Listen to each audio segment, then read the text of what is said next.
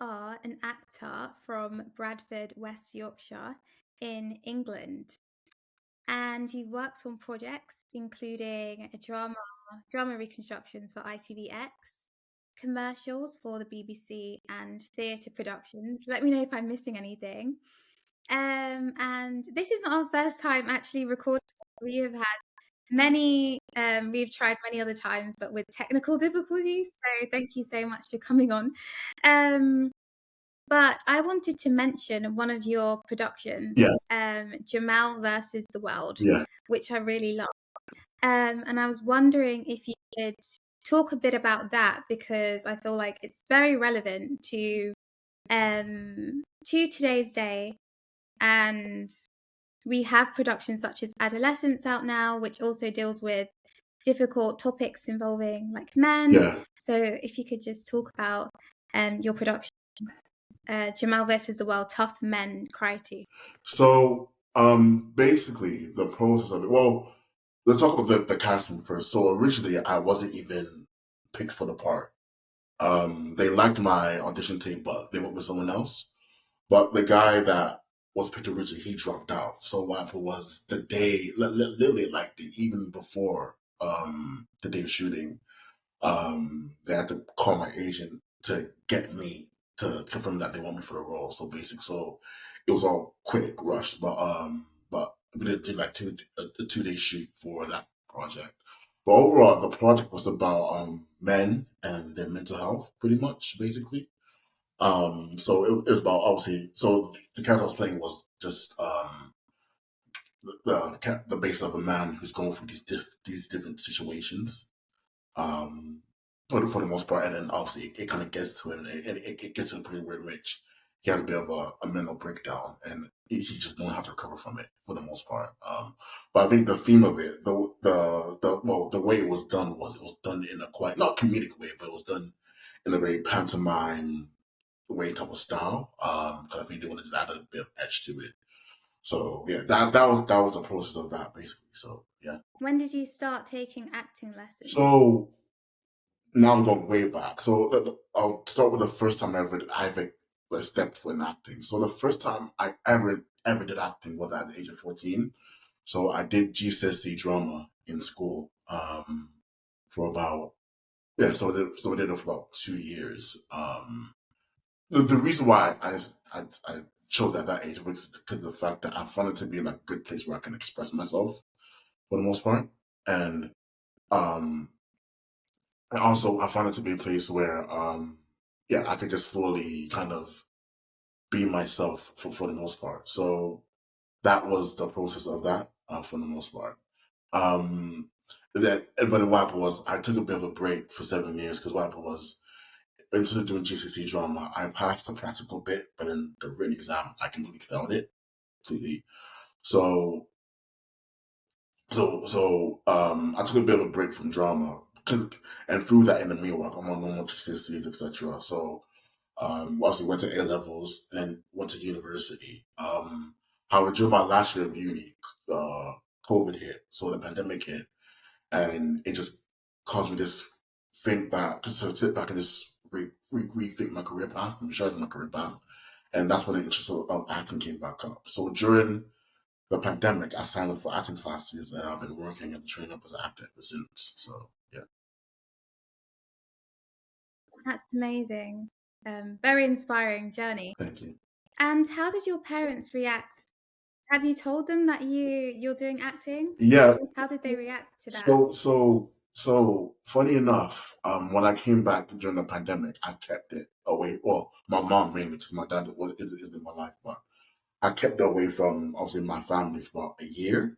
Um, it wasn't until 2021 when I told them that I'm doing acting and I'm fully pursuing it. And now, I mean, and now they're aware of it now, and they fully support me. So yeah, And it was revealed that the actor from Adolescence, yeah, Owen Cooper, yeah, he didn't actually have any professional acting experience. He actually studied acting yeah, in the weekends. yeah.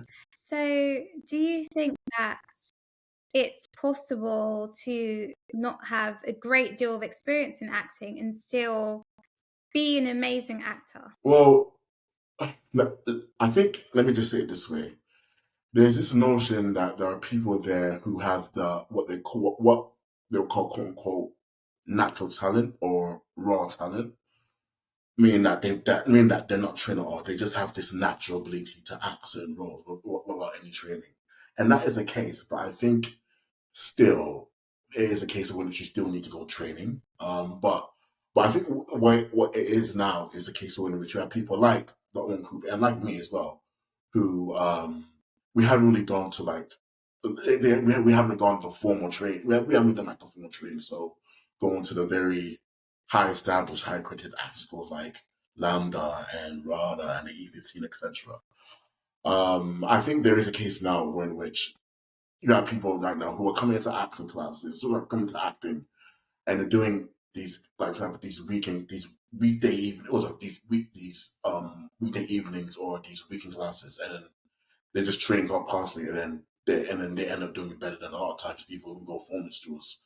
So I think there is this case of in which there are people there who do have the natural raw talent, but even still, I would say even if you do have the natural raw talent, you still need to train yourself. So you still need to attend acting classes on a weekly basis. So that's what I would say to that overall. So yeah. So you spent part of your childhood in Yeah, Texas in the United yeah, States? in America, yeah. Yeah. So how do you think your time in Texas kind of inspire you in any which way to get into the acting industry? Do Um you think you were motivated by all the Hollywood films? uh um no, because the thing is that I think during my time there I wasn't even thinking about acting like at all. I probably was thinking about a little bit, but not really that much. I think I just went to America to just experience and see the culture there. I didn't know that living in America for at least 6 years of my life would create a foundation or basis in me to become an actor. Because of the fact that because I've lived there, and because I've been there, and because I've seen the culture there, and because I do have a bit of the American accent or the dialect, I think it's kind of part of me as a person, but I think going there when I was younger, I didn't think about or didn't expect it to be the basis for me pursuing my acting career. If I'm honest, because I was six when when my family first moved over there, when I was 11 when we came back. So during that time period, I wasn't really thinking about it. If I'm honest with you, so yeah, And a lot of British actors such as Letitia Wright and Damson Idris yeah, and John Boyega. yeah, they have moved to the States to pursue their career. John Boyega, yes. And you actually mentioned last time that you went to the same acting school as them, Yeah, which is really cool. yeah. So I went to obviously, so it's called Identity School of Acting. I was just there for a short time, just did the online lessons, but yeah, I went there for a bit. It was a good school overall, I would say. So yeah, so it taught me something. But I went to other schools as well. So yeah, Okay, and how do you think that acting experience has your time in the acting yeah. schools has helped you on your path? It's helped me a lot. I think overall, I think acting is kind of not only that it's boosted my confidence, but it's kind of made me realize not my potential as a person, or made me realize, or it's it's taught me a lot more about myself as a person. And it's kind of changed me and become a different person for the most part, because I think before coming into acting, I wasn't the person I am now. Especially during the time where I was going through a lot of issues, I would say. I think being an actor, I think it helped me basically. It helped me overcome those issues, and obviously it kind of helped me push myself to be the best person that I can be. So I think being an actor overall, I think through 10 acting classes, it's kind of changed me as a person overall. So it's not just the acting craft; it kind of changes you overall as a person. I would say for the most part, if depending on how serious you take it, but if you wanted to take it serious and really fully invest yourself into it, I think it will fully change you as a person. And what is it like embodying different characters? I mean, I do know there's a type of acting called method acting, and I remember this from Andrew Andrew, the star actor of The Walking Dead. He did an interview and he mentioned method acting and how that um impacted kind of him in that he had to spend time really within himself. Yeah. And have you explored method acting? Yes, I've explored Or it. is that something you do want to? I think yes, I've explored it. If I'm honest with you, I think it kind of works for me perfectly because I think there's certain roles so in which I think because I can relate to it so well in terms of like the not just character, but I think the personality, I think the character's principles and the mindset and how it operates. I think I kind of take it personal and I kind of fully invest myself into that mode and into that character for the most part. I think so much so in which I think sometimes it can be hard to come out of it. Let's say once filming is finished. Um, but I think overall, I think in general, I think, and my acting coach actually said this as well. Some people misunderstand acting because what he said was that acting in general itself is method acting because what you have to do is you have to get with any type of character that you play, you have to get yourself in a state of where you actually feel as if you are the character, or where you actually feel the emotion that actually become the character in order to play it.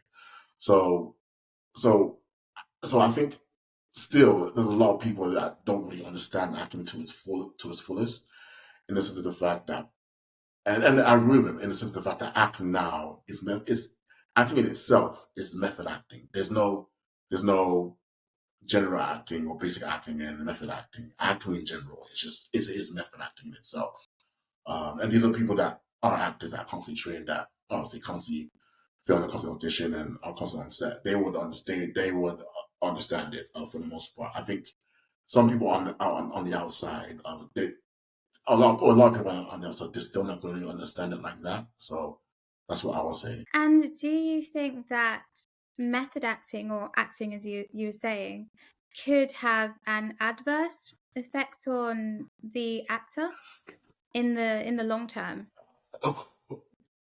I think yes, if and that it goes too far with it, I think yeah, it can. I think it can have um certain adverts, but I think it's how you come out of it once filming is finished for the most part. Because I think that's the reason why certain actors they have like personal assistants and other people who are able to help them come out of that role or that character or to transition. Or sometimes they go to therapy to come to transition. Like I'll use an example. So a very known example. So Michael B. Jordan, when he did Killmonger in Black Panther in the first one, I remember him saying that for because the character itself was quite a dark character, quite a dark visual character. He said he had to go really deep into it, but he said once he finished filming Black Panther, he had to go to therapy out of that to detransition himself out of that aspect. So I think there are cases where if you're not careful, it can have additional mental effect. But I think the important thing is once filming gets finished, then once you're done portraying the character, it's best to try your best to detransition and obviously try your best to do it in the right way. So that's what I would say. And speaking of Hollywood, do you see yourself going to Hollywood at some point or staying in the UK British film industry? Personally speaking, I see myself moving over to the States to go to Hollywood. I don't see myself being here for that long. Obviously, if someone figure out what to establish myself here, then I'll go to America. And that's also because I've lived there. Obviously, I have the experience there. I've people say I've been the American accent, and plus I collaborate with a lot of American actors. Anyway, even just being a British actor all over the pond here, I collaborate with a lot of people in the States anyway, like online and through table read stuff like that.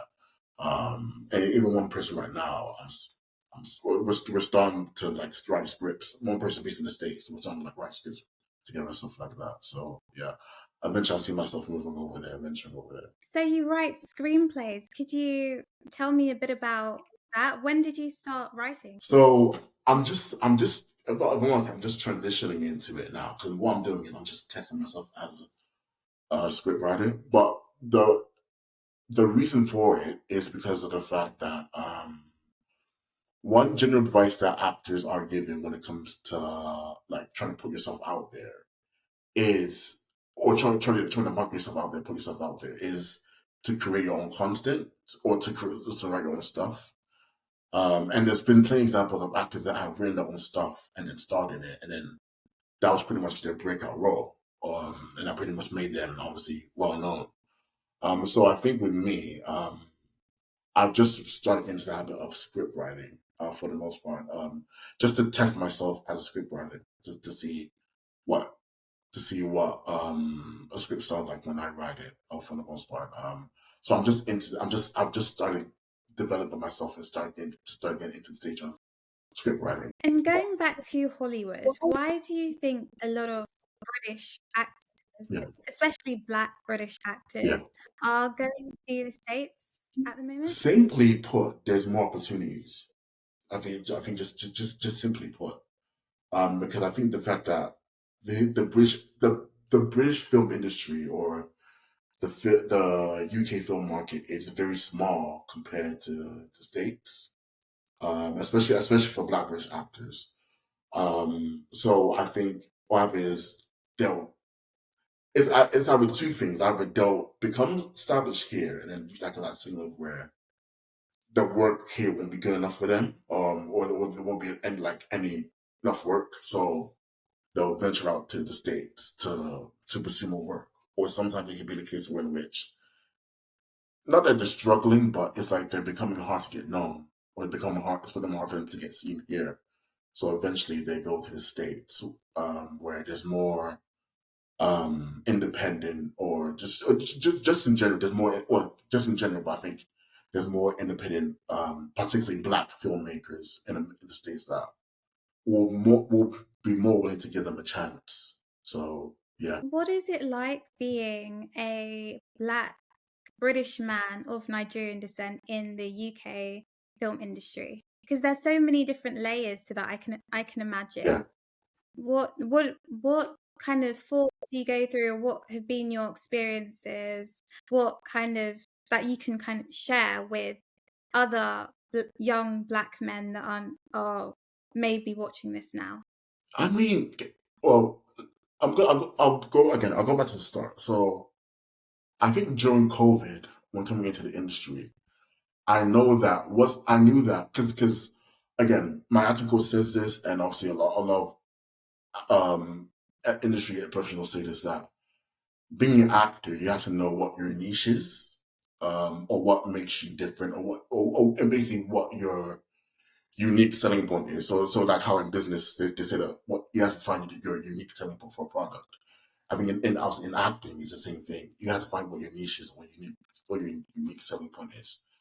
I'll be very honest and transparent with you.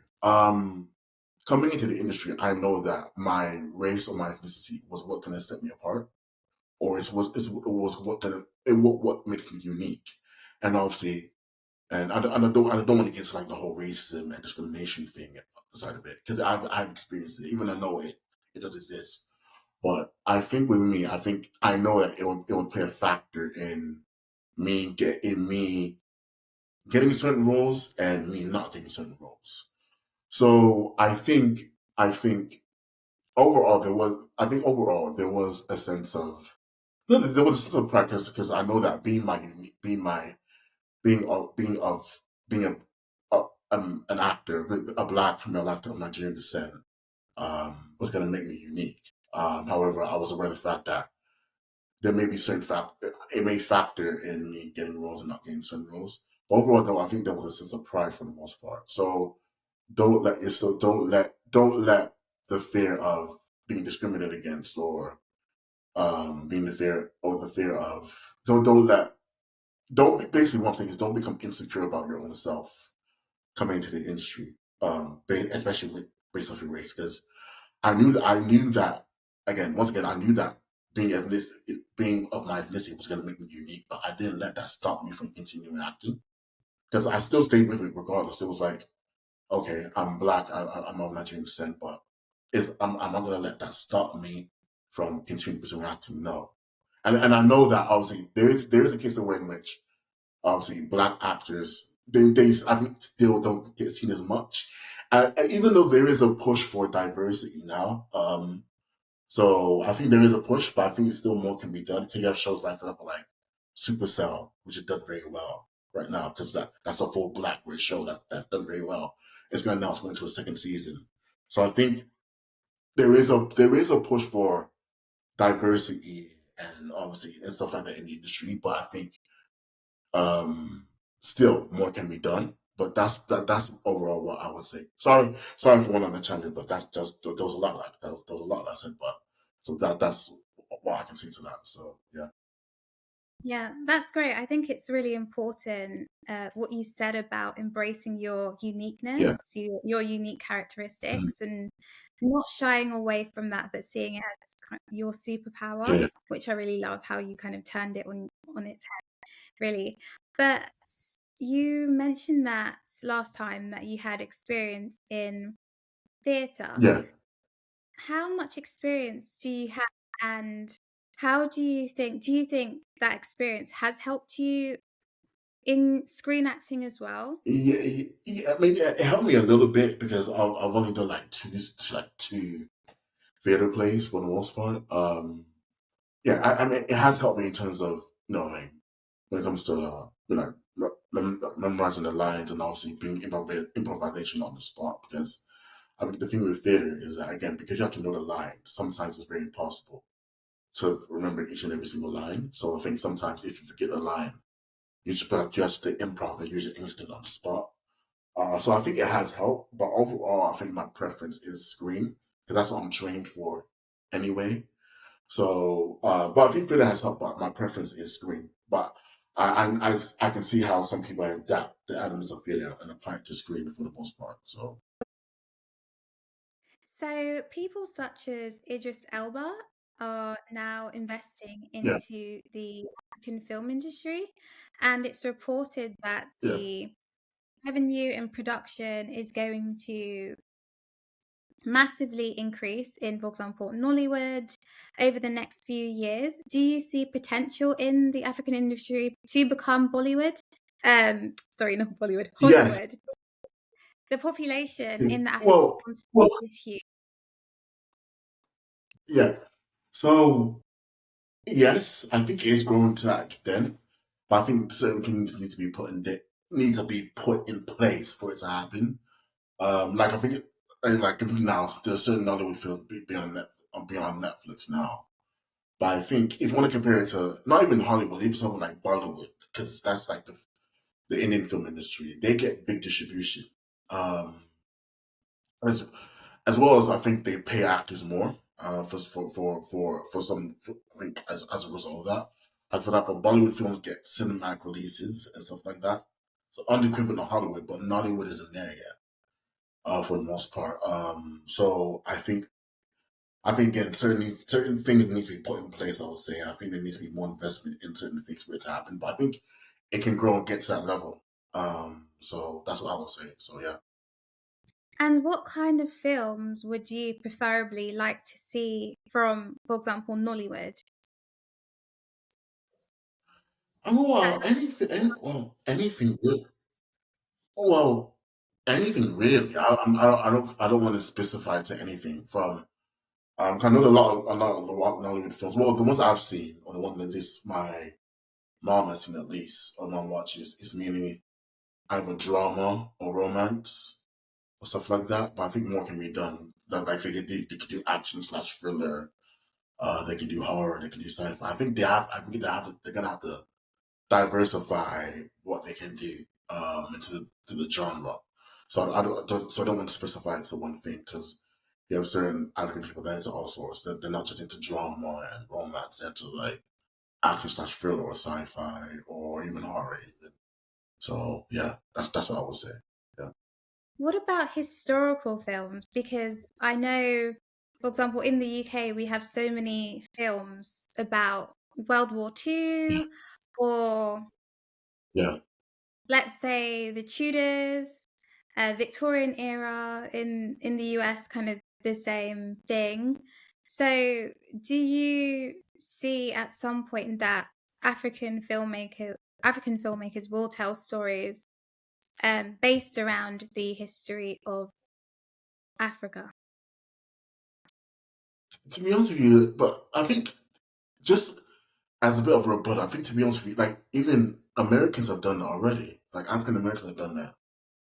So certain obviously African American actors have gone to play certain roles about people about certain figures that live in Africa.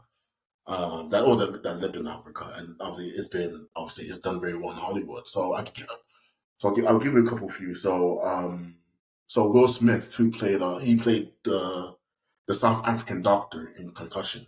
Could I think he got nominated for an Oscar as a result because of that. And you have other people like, for example, like Forrest Whitaker. He played Idi Amin in Election of Scotland, and there's been other examples. There's been other examples of African American actors who have played African figures, and the films have done very well in Hollywood. If African Americans can do it, why can the own people of the motherland do it? So they can do it on their own. So it can be possible, basically. I would say so. Yeah, I agree because there's such a rich history, and I definitely feel as if a lot of the historical films are based around Egypt, like ancient Egypt. yeah, yeah, When you have, let's yeah, say, Mansa Musa and the Emperor of Mali, you have the Kingdom of Benin, yeah, you have so many stories and a lot of yeah, potential that I feel needs to be told and should be explored because it's very exciting. yeah. Yeah. Sorry. Another example that just came to mind. The film The Woman King with Viola Davis and John Boyega. Yeah. And what's her name? What's her name? Natasha Lynch. I think is that her name? She was Yeah. in Bond Natasha. as well. That Yeah. story is about that. Yeah, that story is about that. That story is based in African history, and that's done very well in Hollywood. So, but again, I think two of the main characters are African American, two of them are British. But I think so that shows that it can do well. But I think we need obviously there needs to be a collaboration from everyone on the diaspora. I think for it to bring for it to actually dig into the history of African figures and obviously and do well. So that's what I would say. So yeah. Interesting. So, what have you been up to recently? Could you tell us anything about your recent projects or upcoming projects? So funny enough, one project that I'm doing, I'm actually playing. I'm pretty much embracing my roots, basically. So I'm basically playing. So the story is about a Nigerian, a young Nigerian immigrant who comes here, again, who migrated from Nigeria to the UK, and it's about him adjusting to life, just adjusting to life in the UK. And obviously, I'm playing his uncle, pretty much, or like his. I get like an older supervisory figure, and I'm trying to help him adjust to life in the UK. So obviously, I'm going forward Nigerian. I'm doing the Nigerian accent. I'm fully embracing my roots in this one. Um, in the meanwhile, I've just been auditioning for stuff. Another project that I'm doing. This is gonna be, I think, later down the year, if not next year. So, um, I'm probably gonna get in trouble for saying it, but I think I might as well just say it. Um, so I so back in 2021, I did a short film called Fat Boy. Basically, it's on my profile and it's on YouTube. So the film is basically about a young man who's basically insecure about his body image or I think he has body dysmorphia. And to the extent the way in which he wants to solve it, get rid of it, but what he does is he hires this very aggressive or brutal personal trainer to kind of help him do it. So it's like to push his edge, like kind of push him.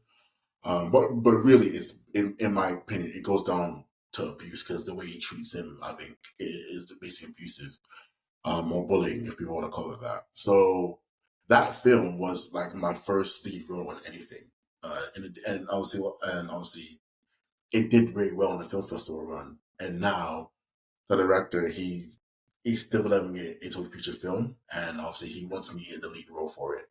So obviously, Congratulations. so thank you. So obviously, so that's gonna be it laid down in the year. And another one, I'm booked for another big project. It's still on hold, but still gonna go through. So this one I think this is a big Hollywood film that I think that I've been casted in for the most part. That's gonna be shot in France. So I would lay it down the year, probably next year. So I do have big things coming up. Other than that, I've just been auditioning, and obviously I'm going to script writing, so I'm going to start writing my own scripts, creating my own content with well, I'll say with other people as well. But one script in particular that I'm writing right now, it's the way I've envisioned it is it can be a feature film, but it can potentially go. I could potentially turn into like a Netflix miniseries or like an Amazon Prime miniseries. So obviously I'm doing that as well. So other than that, I'm busy. So that's what I'm doing right now. So yeah. So have you always liked writing, or was it something that you've done recently? So people that know me personally, my family in particular, and other people, one thing that people will say about me is that I'm a very good writer. Not necessarily a script writer, but just I'm very good at writing down my thoughts and articulating it and putting them into a sentence. So I think I just want to bring that into script, try and translate it into script writing and see how well I do in script writing. Because people say that I can write down my thoughts very articulately and very eloquently and it's very coherent. You can probably write a script like that. So I think maybe it's just another way to probably just I think script writing probably just another way to discover my talent or use my talent or just transition the skills that I have into something else. So that's probably what it is. So yeah. So obviously I'm just testing the waters myself right now. But I still go to people that still help me. They like to give me advice in terms of writing scripts and stuff like that. I can do table reads where they give me advice on like how to write scripts and give me feedback on what to do and what not to do. So yeah. That's great. Thanks for sharing. And if you had one piece of advice that you could give to an actor starting out, what would it be? Yeah. Um, go for it. Regardless of what people say, go for it. And also don't be afraid to make mistakes. Or I think making mistakes, in my opinion, is crucial because I think that's where you learn. And then that's how you adapt and overcome. Or yeah, that's how you did it. And also understand the fact that it's a business, so understand the business side of the industry and the way it works for the most part. So that would be my advice. So go for it. Make mistakes. I think making mistakes will actually give you the knowledge and tools to help you, and it will build your skills, and that way you can learn and develop and understand the business side of the industry as well. So that's what I would say. So yeah. And where can we find you on social media, on YouTube? I think the most accessible place for anyone to find me is probably Instagram. So it's at Emmanuel Ale 8090. And then obviously there's my Facebook page, Emmanuel Ale, but I think that's an Ale. Kind of bit more private with that. And obviously I'm on YouTube. I'm on TikTok as well. Emmanuel Ale, I think 38. I forget. That's my man. Even I'm on YouTube as well, Emmanuel. Even though I don't post on it as much, but I probably will start doing it. But I think the most easiest place that everybody can find me if they want to follow me is obviously Instagram, Emmanuel Ali 8090. So yeah, Amazing. And it's been such a great conversation. It's been very interesting speaking to you. yeah, This is the fourth time we've tried and successful. So thank you so much. And yeah, I hope we can keep in touch. Thank you. yeah. Hopefully, of course we will.